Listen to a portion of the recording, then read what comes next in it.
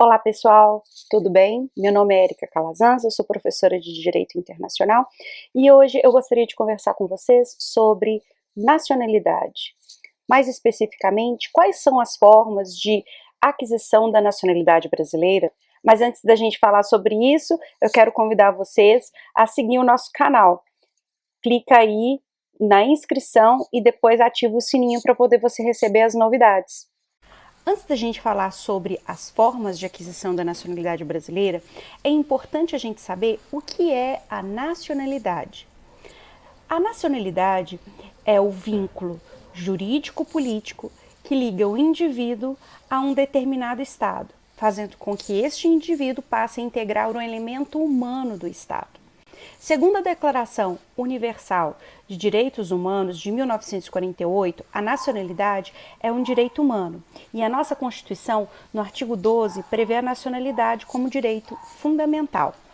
Portanto, os nacionais são as pessoas submetidas à autoridade direta do Estado e esse Estado estabelece direitos e também deveres para esses nacionais. Além disso, o Estado é responsável por estabelecer proteções para essas pessoas além dos seus limites territoriais. A nacionalidade é um direito humano porque dá à pessoa uma identidade, a possibilidade de identificá-la diante de toda uma coletividade universal. Quais são as formas de aquisição da nacionalidade? A nacionalidade, ela pode ser originária ou adquirida. A nacionalidade originária advém do nascimento do indivíduo, ao nascer preenchendo certos requisitos para receber a nacionalidade de um determinado Estado. E a nacionalidade adquirida advém da escolha de um indivíduo, de adquirir a nacionalidade de um determinado Estado. A nacionalidade originária possui dois critérios e um terceiro para a aquisição. O ius soli, que tem a ver com o local do nascimento do indivíduo. Então, por exemplo, uma criança que nasce no território brasileiro, via de regra, será brasileira.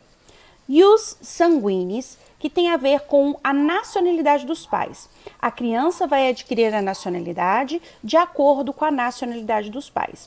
Por exemplo, se um casal de japoneses vier para o Brasil e tiver uma criança no Brasil, dependendo do caso concreto, ela poderá ter a nacionalidade brasileira, mas como o Japão adota o critério do ius sanguinis, a criança será japonesa por causa da nacionalidade dos pais. E o critério misto, ou o sistema misto, que em algumas situações poderá ser adotado tanto o critério do ius soli quanto o ius sanguinis. O Brasil adota o critério misto, porque no artigo 12 nós temos ali várias hipóteses de aquisição da nacionalidade originária em razão do local do nascimento e várias hipóteses de aquisição da nacionalidade originária em razão dos laços de consanguinidade com os pais. Assim, vejamos o artigo 12 para entendermos quais são as formas de aquisição da nacionalidade brasileira. Artigo 12. São brasileiros. Inciso 1. Natos, a linha A, os nascidos na República Federativa do Brasil, ainda que de pais estrangeiros, desde que estes não estejam a serviço de seu país. Então, mesmo que os pais da criança sejam estrangeiros, ela poderá ter a nacionalidade brasileira se ela nascer em território brasileiro. Isso significa dizer que se esse casal de japoneses, do exemplo anterior que eu dei, não estiver a serviço do Estado japonês, essa criança terá a nacionalidade brasileira, além de ter a nacionalidade japonesa, já que no Japão nós temos a adoção do critério do ius sanguinis. A linha B. Os nascidos no estrangeiro, de pai brasileiro ou mãe brasileira, desde que qualquer deles esteja a serviço da República Federativa do Brasil. Esta criança, então, mesmo que ela não venha nascer em território brasileiro, ela receberá a nacionalidade brasileira se um dos pais for representante da República Federativa do Brasil, ou seja, esteja a serviço da República Federativa do Brasil no exterior, por exemplo, um filho de diplomatas. A linha C. Os nascidos no estrangeiro, de pai brasileiro ou de mãe brasileira, desde que sejam registrados em repartição brasileira competente ou venham a residir na República Federativa do Brasil e optem, em qualquer tempo, depois de atingida a maioridade, pela nacionalidade brasileira.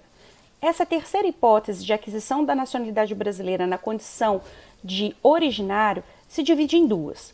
Por quê? Porque a criança, no momento do nascimento no exterior, mesmo que os pais não estejam a serviço da República Federativa do Brasil, se ela for registrada em repartição pública brasileira, ela receberá a nacionalidade brasileira na condição de brasileiro nato. No entanto, se eles não fizeram registro, em algum momento eles vierem a residir no Brasil, essa criança receberá a nacionalidade brasileira na condição de nato, desde que, atingidos os 18 anos, ela opte pela nacionalidade brasileira. Muito bem. Agora nós precisamos ver quais são as hipóteses de aquisição da nacionalidade secundária ou adquirida em razão de um processo de naturalização. Ela também é conhecida como nacionalidade derivada. Inciso 2. Naturalizados. Os que, na forma da lei, adquiriram a nacionalidade brasileira, exigidas aos originários de países da língua portuguesa apenas a residência por 1 ano ininterrupto e idoneidade moral. Então, o processo de naturalização para indivíduos que vêm de países de língua portuguesa é facilitado no Brasil por causa dos laços que existem entre o Brasil e esses países, por exemplo, como é o caso de portugueses que vêm para o Estado brasileiro, que porventura queiram se naturalizar, ou até mesmo países que possuem a língua portuguesa como a sua língua pátria, como é o caso de Moçambique, Angola e tantos outros países. A linha B fala o seguinte: os estrangeiros de qualquer nacionalidade residentes na República Federativa do Brasil há mais de 15 anos ininterruptos e sem condenação penal, desde que requeiram a nacionalidade brasileira.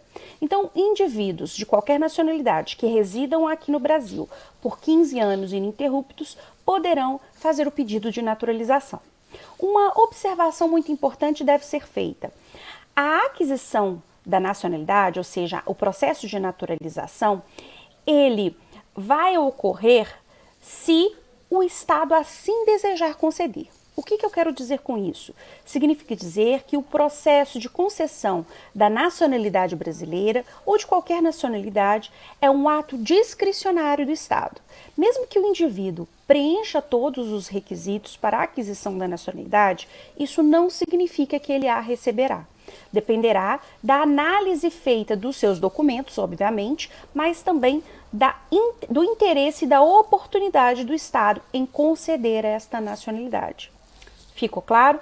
Eu espero que vocês tenham entendido e se vocês quiserem saber mais, segue a gente aqui no canal que a gente vai continuar postando conteúdos vinculados ao direito internacional. Até breve!